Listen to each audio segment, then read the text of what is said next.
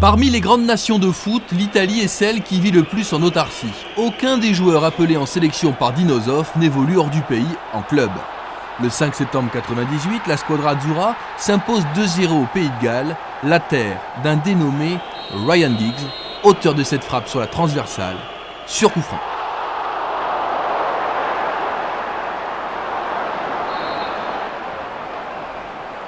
Ce jour-là, les artificiers italiens se nomment Diego Fuser et Christian Vieri, remarquablement bien servis par Roberto Baggio, à la suite de cette très belle action collective.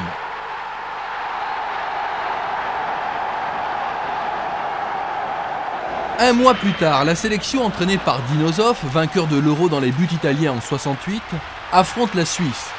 Di Francesco pour Del Piero, 1-0.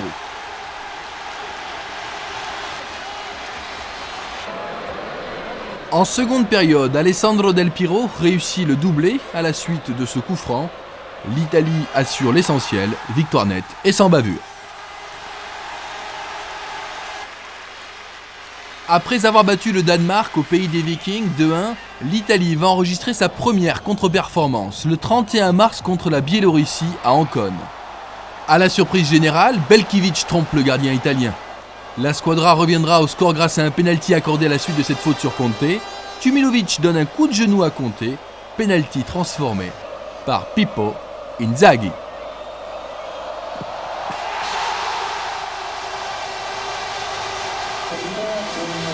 En juin 1999, c'est le début des matchs retour. Battu 2-0 à l'aller, le Pays de Galles va encaisser 4 buts. Dès la 7e minute, Vieri de la tête, 1-0. Une demi-heure plus tard, Filippo Inzaghi, 2-0.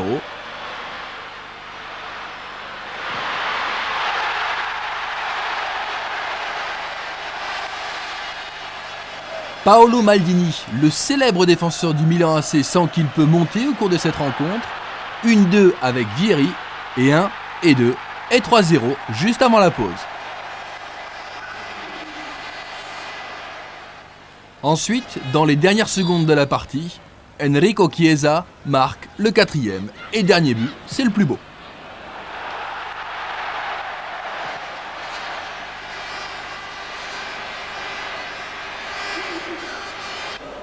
Le 8 septembre 1999 à Naples, l'équipe de Dinozof affronte le Danemark, deuxième du groupe 1. La rencontre démarre on ne peut mieux avec un fabuleux coup franc de Diego Fuser. Dans les buts, un certain Pete Schmeichel n'y voit que du feu.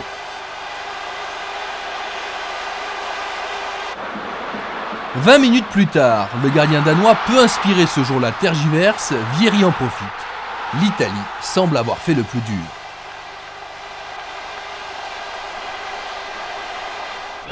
Pourtant, les Danois vont dans un premier temps réduire la marque grâce à Martin Jørgensen sur penalty.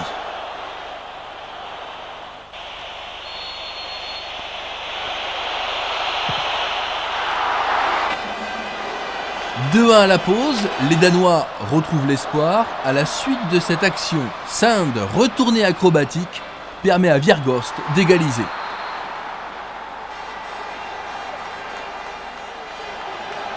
Scénario incroyable en terre napolitaine. Dinozof, perplexe, sous une pluie battante, verra son équipe encaisser un 3e but, signé Thomasson. Malgré cette défaite, l'Italie empochera finalement le dernier point de la qualification en Biélorussie.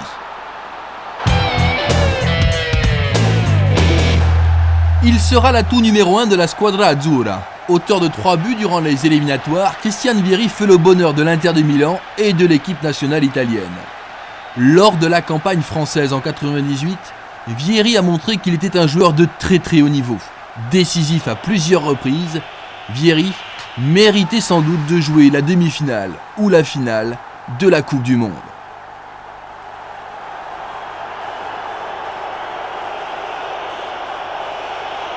Malheureusement, ses partenaires seront moins adroits que lui lors d'une terrible séance de tir au but contre la France en quart de finale. Vieri en 1998 avait inscrit 5 buts.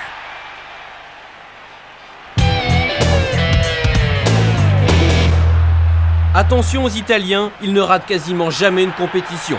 Il n'y a qu'à voir la dernière Coupe du Monde qu'ils n'ont quittée que sur un coup du sort face à la France. Comme souvent, l'Italie entre doucement dans ce mondial. Premier match face au Chili à Bordeaux.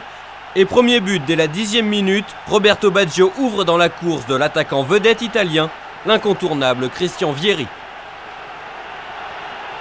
Le Chili marquera ensuite 2 fois. Pour éviter la défaite, l'Italie compte sur un revenant, Roberto Baggio, 31 ans. Penalty à 5 minutes de la fin de la rencontre. Et finalement, de partout, l'Italie a frôlé le pire.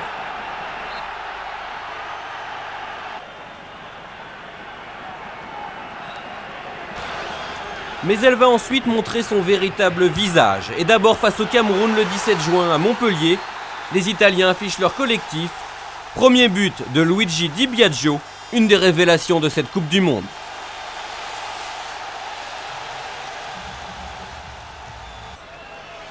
Les 2 buts suivants sont l'œuvre de l'attaquant vedette de ce début de Coupe du Monde.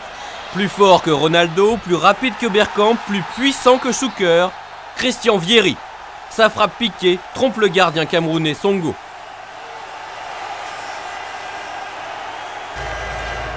« 2-0 et à la toute fin du match, Vieri est lancé en profondeur. Il joue avec Pippo Inzaghi et le ballon lui revient quasi miraculeusement. L'Italie l'emporte 3-0. Et on retrouve encore Christian Vieri face à l'Autriche au Stade de France. Une tête dès le début de la seconde période sur un coup franc de Del Piero, bien discret dans ce premier tour. Sa préparation a été perturbée par une blessure.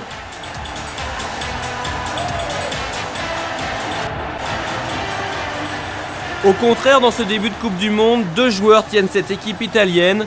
Christian Vieri d'abord, et ensuite Roberto Baggio. C'est lui qui inscrit le 2e but de cette rencontre. Ce n'est pas le plus difficile qu'il ait eu à marquer dans sa carrière, grâce à la passe en retrait signée Pippo Inzaghi. L'Italie bat l'Autriche 2-1 et termine première de ce groupe B.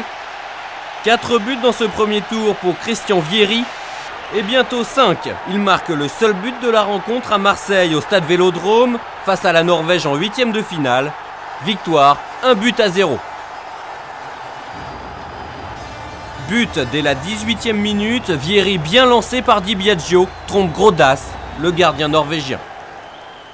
Et puis arrive ce quart de finale que tous les Français ont encore en mémoire, un quart de finale joué le 3 juillet à Saint-Denis, où ni Vieri ni Baggio ne marqueront avant les tirs au but. Cesare Maldini, l'entraîneur italien, a beau paraître décontracté, c'est Demetrio Albertini qui manque le premier son tir, ou plutôt Fabien Barthez qui l'arrête. En 90, en demi-finale devant l'Argentine, les Italiens avaient perdu au tir au but. En 94, en finale devant le Brésil, ils avaient encore perdu au tir au but.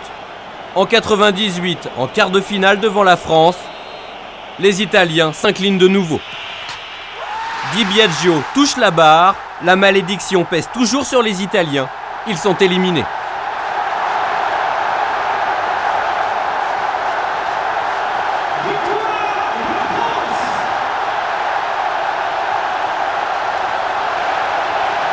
France are the winners. 4 ans après avoir terminé 3e de la Coupe du Monde 94 aux États-Unis, les Suédois sont de retour au premier plan. Les premiers à faire les frais de cette nouvelle sélection très dynamique sont les Anglais. Alors qu'ils menaient à Stockholm 1-0, les joueurs de la Rose encaisseront 2 buts. Ce fameux 5 septembre 98, Larsson, l'attaquant vedette de cette équipe scandinave, donnera bien du fil à retordre à cette équipe anglaise. Les Suédois, grâce à cette victoire, démarrent de la meilleure façon qui soit, cet Euro 2000.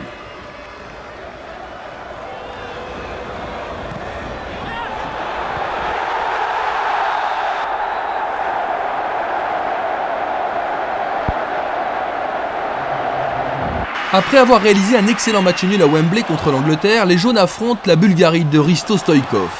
Là encore, les hommes de Tommy Söderberg assurent l'essentiel, à savoir la victoire 1-0.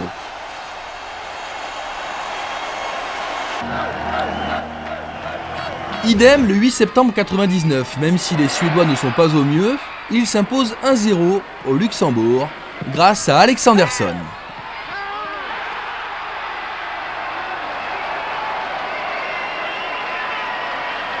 La dernière rencontre de ce groupe 5 se déroule le 9 octobre 1999 au Råsunda Stadium de Stockholm face à la Pologne. Anderson trompe Matisek.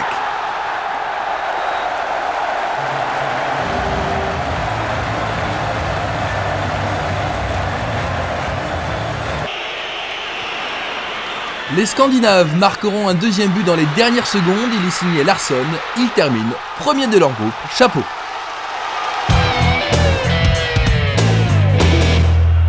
Blessé gravement en Coupe UEFA contre Lyon, Larsson devrait être rétabli pour participer à l'Euro. Larsson, c'est l'arme fatale de l'équipe de Suède, auteur de 3 buts lors des éliminatoires. L'attaquant du Celtic de Glasgow a l'expérience du haut niveau. Il est un élément indispensable de cette sélection. De son prompt rétablissement dépendront sans doute les bons résultats de l'équipe suédoise, demi-finaliste de la Coupe du Monde en 1994 aux États-Unis.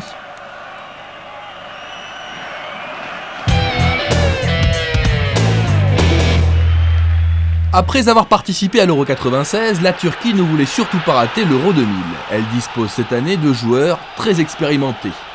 En septembre 1998, les éliminatoires démarrent sur les chapeaux de roue. Dereyologlu réussit le lob parfait. Face à l'Irlande du Nord, Avutku sur penalty permet aux Turcs de prendre le large. Avant que Oktay Dereyologlu marque le 3e et dernier but de la partie. Il réussit donc un doublé au cours de cette rencontre.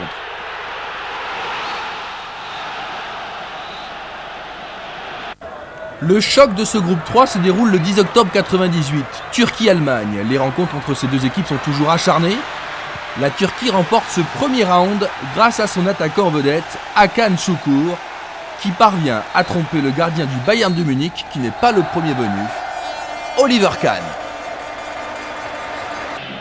4 jours après avoir battu les champions d'Europe en titre, les Turcs vont se faire surprendre par la Finlande. Mika Patilainen ouvre la marque à Istanbul.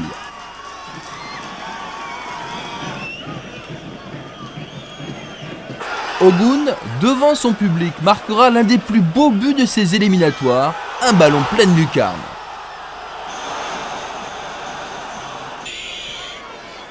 Mais au cours de cette rencontre indécise, Jari Litmanen donnera la victoire aux Finlandais. C'est une énorme surprise. Score final 3-1. Le 5 juin 1999, les hommes emmenés par Mustafa Denizli vont prendre leur revanche en s'imposant 4-2 en Finlande. Hakan Şükür marquera un but par mi-temps. Les partenaires de Jari Litmanen n'ont rien pu faire face à la détermination des Turcs.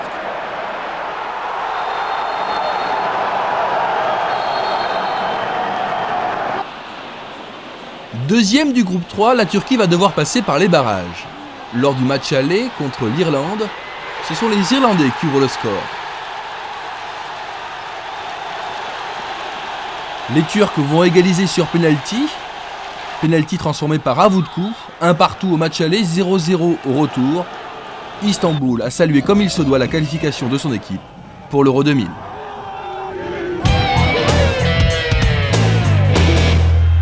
Hakan Şükür est le footballeur turc le plus connu.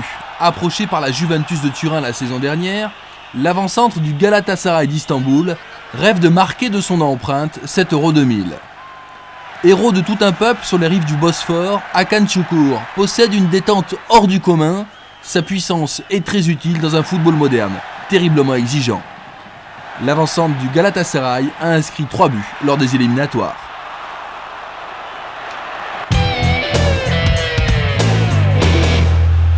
Après une Coupe du Monde complètement ratée et une défaite surprise à Limassol contre Chypre en début de compétition, les Espagnols ont su redresser la barre et ils font partie aujourd'hui des favoris de l'Euro 2000. En Israël, malgré ce but inscrit par Hazan, les hommes de Camacho vont faire forte impression. Égalisation de Hierro sur coup franc.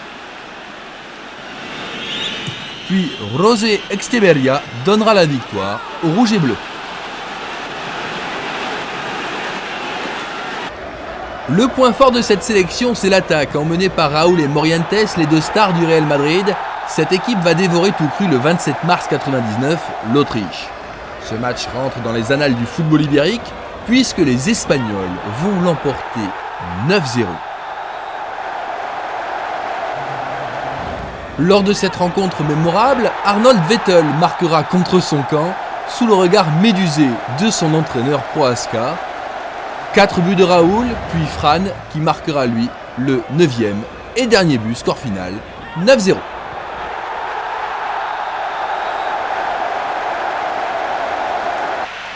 Après avoir passé 15 buts en 2 matchs à San Marin, les Espagnols se rendent en Autriche. Là, ils s'attendent évidemment à une chaude réception. Les hommes de Camacho ouvrent la marque grâce à Raoul. Incapables de marquer le moindre but devant leur public, les Autrichiens vont néanmoins égaliser grâce à un complice, Hierro, qui marque contre son camp.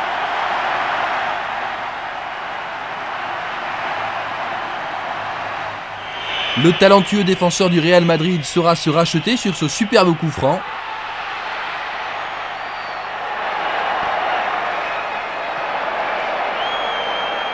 Avant que Luis Enrique ne marque le 3e et dernier but de cette partie. Score final 3-1. L'Espagne finira ses qualifications en beauté en battant Chypre et Israël. Au total, 42 buts inscrits pour seulement 5 encaissés. C'est un record lors de ces phases de qualification. Il est le leader d'une génération très forte et joue au Real Madrid. Raoul a réussi l'exploit de marquer 11 buts lors des éliminatoires de l'Euro 2000. Il est donc pour l'instant le meilleur buteur de la compétition. Si l'Espagne a été désignée tête de série du championnat d'Europe, elle le doit en grande partie à ce jeune attaquant madrilène. Raoul formera d'ailleurs avec Morientes la paire d'attaque la plus jeune de l'Euro. En 98, en France, nous n'avons malheureusement pas eu le temps d'apprécier à sa juste valeur ce joueur d'exception.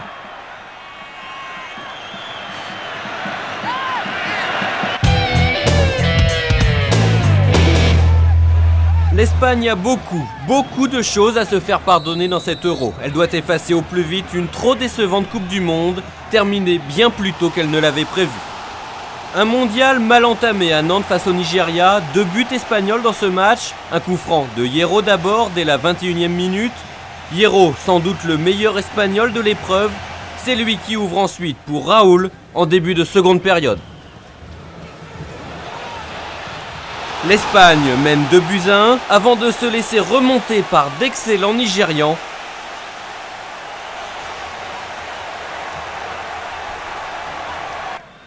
Le but de la victoire est signé ici, au lycée.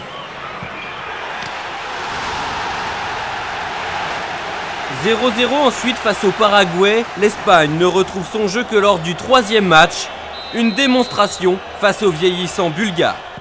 Penalty signé encore une fois Hierro, et c'est ensuite toute l'attaque espagnole qui enflamme le stade Félix Bollaert de Lens. 19e minute, but de Luis Enrique.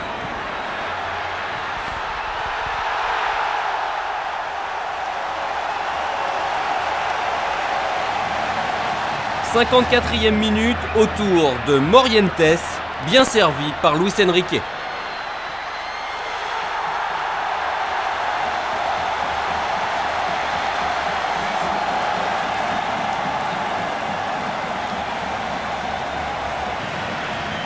« 81e minute, Morientes est cette fois servi par Raoul. Il devance la sortie de Zdravkov.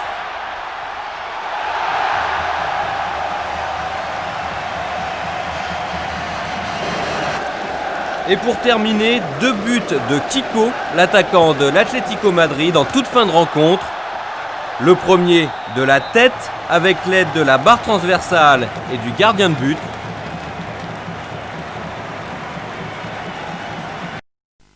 L'Espagne a beau être un des plus grands pays de football, elle ne réussit jamais ses Coupes du Monde.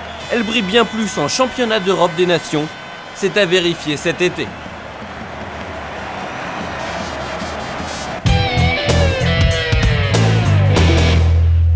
La Norvège a terminé premier du groupe 2 avec 25 points. Là, lors de cette rencontre qui se disputait en Grèce, Bergdølmo est à 2 doigts de tromper Mir, son gardien. Lors de cette rencontre, disputée dans une atmosphère hostile, Solskjaer, l'attaquant de Manchester United, ouvre la marque 1-0. Ce Diable Rouge marquera un deuxième but, il est parti à la limite du hors-jeu, et la Norvège s'impose 2-0 en Grèce. Lors du match retour, les Scandinaves s'imposeront 1-0. Le seul but de la partie sera inscrit à la suite de cette action. Les Grecs n'ont désormais plus aucun espoir de qualification. Les Vikings, eux, feront la fête lors de cette dernière rencontre face à la Slovénie. Victoire 4-0 et nouveau but marqué par Solskjaer.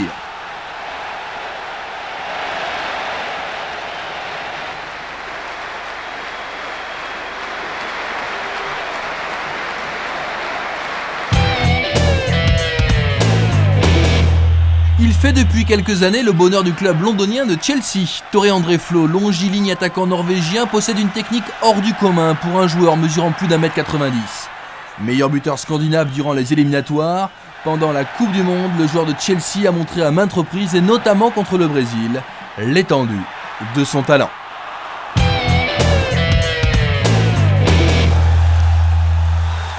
Si les Norvégiens ne brillent jamais vraiment dans les grandes compétitions internationales, ils préservent une marque de fabrique qui leur colle à la peau. Leur équipe est solide. Difficile de les battre, demandez aux Marocains lors de la dernière Coupe du Monde. Par 2 fois, ils menèrent 1-0, puis 2-1, mais à chaque fois, la Norvège égalisa. Par chance d'abord sur ce centre de Flo, but contre son camp d'un joueur marocain. Par opportunisme ensuite sur ce coup franc de Bjørneby, Eggen reprend le ballon, 2 buts partout.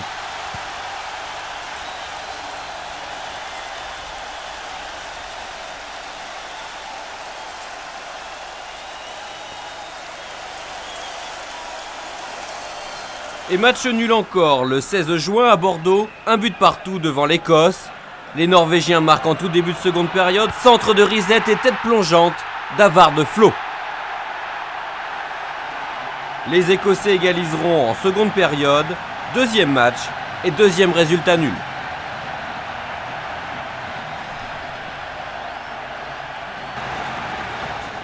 Une semaine plus tard au stade Vélodrome, la Norvège affronte le Brésil, vainqueur de ses 2 premiers matchs et déjà qualifié. Là encore, les Norvégiens sont menés, centre de Denilson sur la tête de Bebeto, 1-0. Il ne reste qu'un quart d'heure à jouer, mais une nouvelle fois, les hommes d'Egil Olsen vont montrer à quel point ils sont difficiles à battre. 83e minute, Tore-André Flo s'échappe. Il efface Junior Baiano et fusille Taffarel. Égalisation, 1 but partout.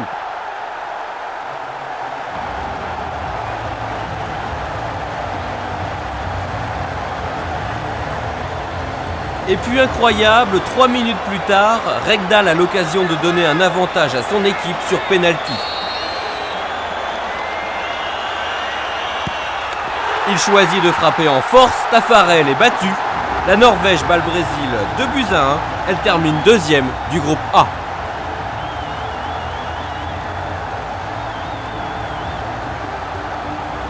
En huitième de finale, le 27 juin au stade Vélodrome, les Norvégiens retrouvent un autre pays européen, l'Italie. Dans ce match, les deux équipes jouent avec le même esprit, priorité à la défense. Pour les buts, elles comptent sur des contre-attaques. À ce petit jeu, c'est la Norvège qui craque la première sur ce but de Vieri. Les partenaires de Tore-André Flo avaient déjà réussi un exploit face au Brésil. Ils n'ont pas pu le répéter devant l'Italie.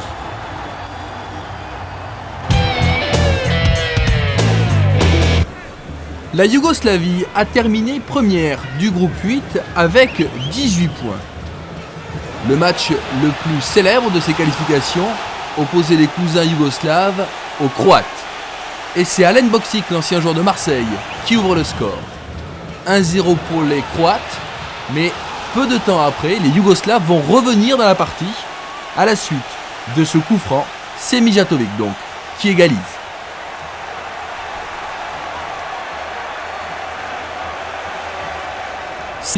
Plus tard, Stanković d'avantage aux Yougoslaves alors que Ladić, le gardien croate que l'on avait découvert lors de la Coupe du Monde en France, fait une petite gaffe. Lors de cette rencontre musclée qui s'est déroulée le 10 octobre 1999, les Croates finiront par égaliser, but de Mario Stanić, score final 2-2. Mais les Croates ne terminent que 3e du groupe, ils ne sont pas qualifiés. La Yougoslavie, elle, a obtenu le droit de jouer l'Euro 2000.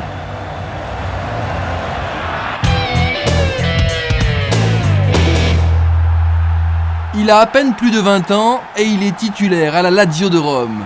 Dejan Stanković est un milieu de terrain offensif dans la plus grande tradition du football yougoslave. Doté d'une technique exceptionnelle, Stanković est un joueur d'exception, son prix aussi, estimé à 100 millions de francs à 19 ans, cela laisse rêveur.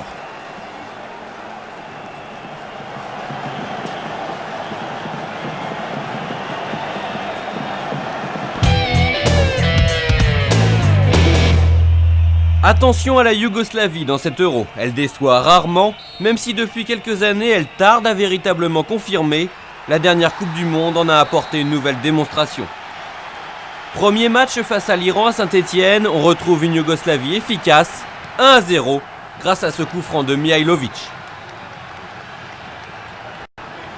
Confirmation devant l'Allemagne le 21 juin à Lens, c'est la Yougoslavie qui ouvre le score. 13e minute, but de Stanković, il effleure le ballon sur ce centre de Mihailovic.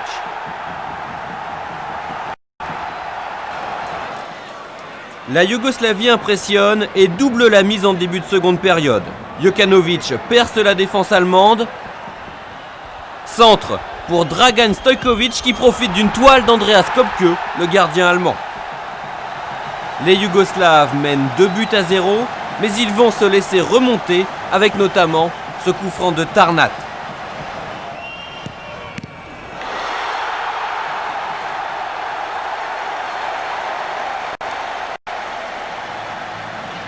Score final, 2 buts partout. Les Yougoslaves battent ensuite les États-Unis. Victoire acquise dès la 3e minute du match. Un but de Komeljenovic.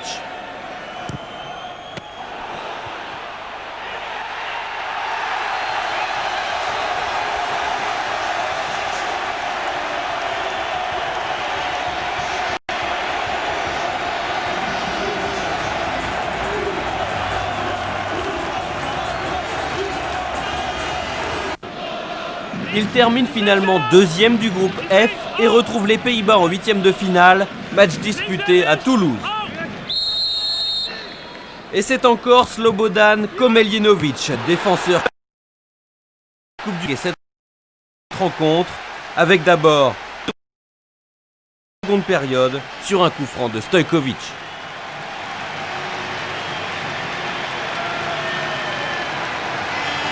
Komeljenovic que l'on va retrouver à la toute fin du match, après le rêve, le cauchemar, c'est lui qui détourne légèrement cette énorme frappe du néerlandais Davids.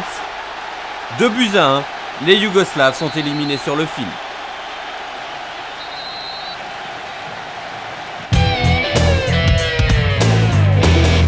Dans le groupe 2, derrière la Norvège, on attendait la Grèce et c'est finalement la Slovénie qui s'est qualifiée. Regardez ce contre de toute beauté. Il est signé Asimovic, une course de 80 mètres face à la Géorgie, avec à l'arrivée un but.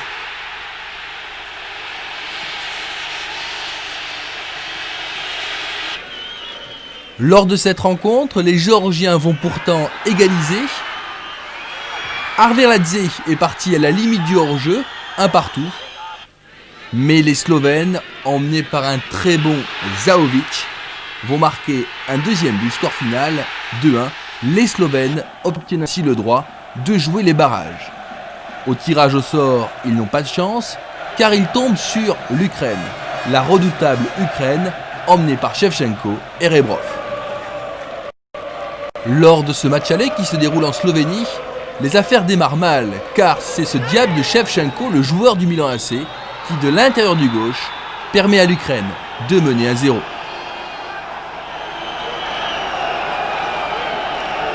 1-0, c'est d'ailleurs le score à la pause. Mais les Slovènes vont revenir dans la partie grâce à leur meneur de jeu, Zahovic.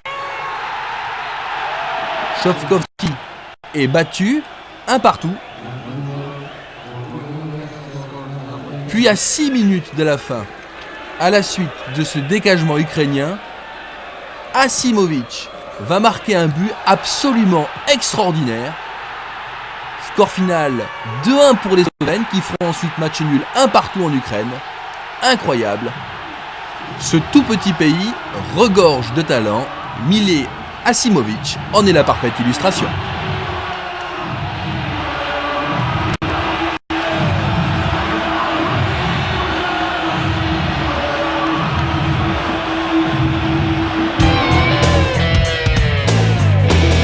En Slovénie, Zahovic est surnommé le Zizou slovène. Décisif face à l'Ukraine lors d'un match capital, Zahovic est depuis un héros national. Aujourd'hui, ce Zizou slovène fait le bonheur des Grecs d'Olympiakos. En attendant mieux, l'Euro sera pour lui l'occasion d'attirer la convoitise des plus grands clubs européens.